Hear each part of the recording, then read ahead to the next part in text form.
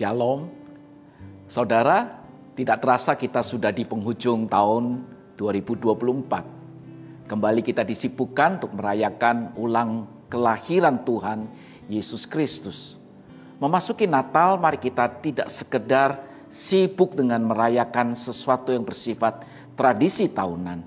Sesungguhnya Natal bukannya sekedar waktu untuk menghabiskan seluruh sumber daya kita. Menghamburkan seluruh apa yang kita miliki yang bersifat konsumerisme, materialisme. Sehingga jangan kita kemudian merasa gelisah, tidak enak kalau tidak merayakan Natal yang disertai pohon Natal. Dengan gemerlapan lampu, hadiah-hadiah yang mungkin kita siapkan. Membeli atau membuat makanan ringan. Dan harus mengadakan syukuran ini dan syukuran itu. Dan daftar panjang lainnya. Yang sangat mungkin menghabiskan tabungan masa depan kita. Namun apakah makna Natal pertama itu seperti itu? Surah Lukas pasal 2 ayat 34 berbunyi demikian. Lalu Simeon memberkati mereka, yaitu memberkati Yusuf dan Maria. Dan berkata kepada Maria ibu anak itu, sesungguhnya anak ini ditentukan untuk menjatuhkan atau membangkitkan banyak orang di Israel. Dan untuk menjadi sebuah tanda yang menimbulkan perbantahan. Kata perbantahan itu dalam bahasa Yunaninya antilego. Tahukah saudara bahwa Natal pertama jauh dari segala hal yang kita tadi bayangkan.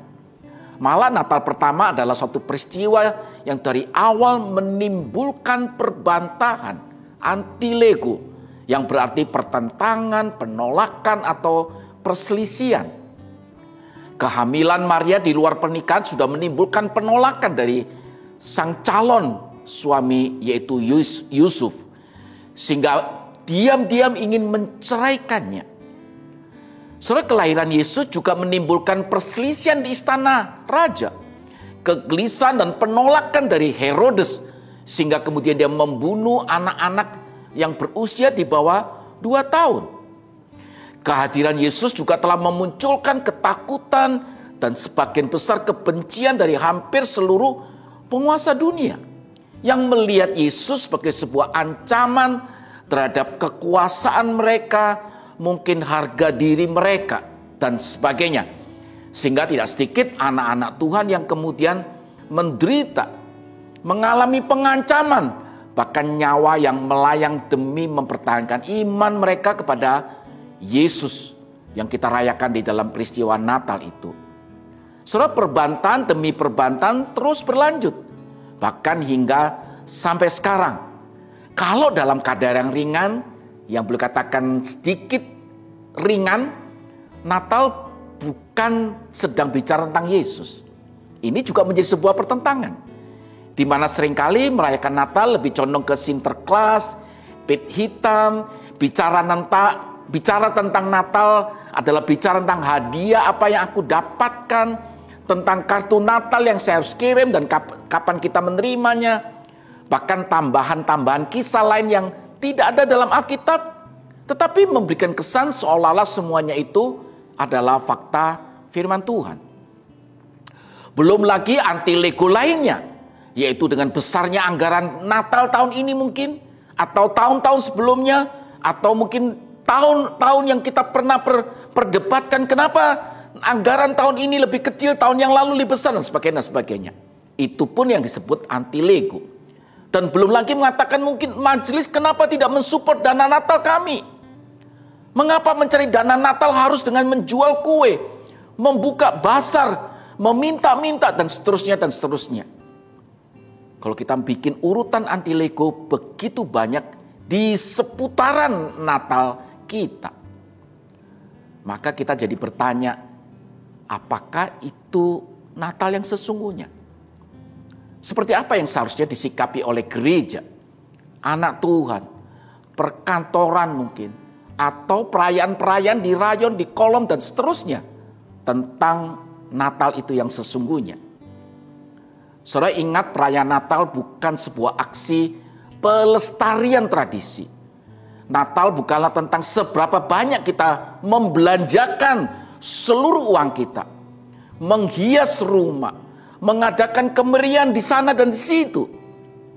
Tetapi Natal adalah tanda penggenapan akan janji keselamatan Allah. Pada perikop ini kita melihat bahwa Yesus adalah tanda dari Allah. Tanda yang pasti menyampaikan suatu pesan. Saudara, bukankah greenboard selalu ada pesan-pesan di balik greenboard itu? Dan Natal tentu pasti membawa pesan. Pesan apakah terhadap Natal itu? Saudara, kalau kita hanya fokus pada tradisi, kita akan kehilangan pesan di balik peristiwa kelahiran Yesus itu.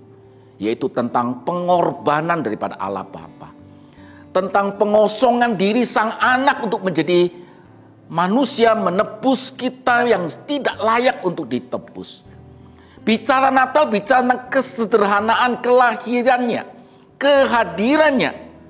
Namun sekarang terbalik. Bicara Natal, bicara tentang kemewahan. Bicara Natal sebenarnya adalah anugerah Allah bagi manusia yang tidak berpengharapan setelah mereka meninggalkan dunia yang fana. Tetapi dengan kehadiran Yesus ada jaminan yang pasti tentang kehidupan yang akan datang.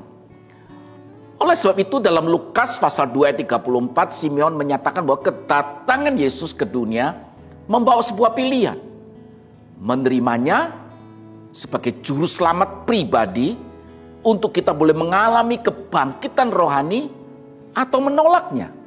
Dan kemudian kita dikuasai oleh dosa sampai selama-lamanya dan membawa kita kepada sebuah kehancuran. Hari ini kita merenungkan Natal sebagai sebuah momen pilihan. Pilihan untuk hidup seperti apa yang diinginkan oleh firman Tuhan, atau menolak dan mengikuti tradisi-tradisi yang terbiasa kita lakukan.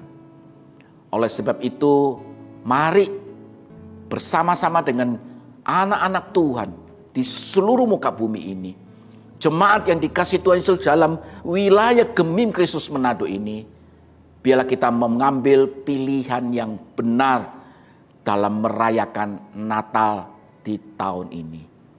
Tuhan Yesus memberkati setiap kita.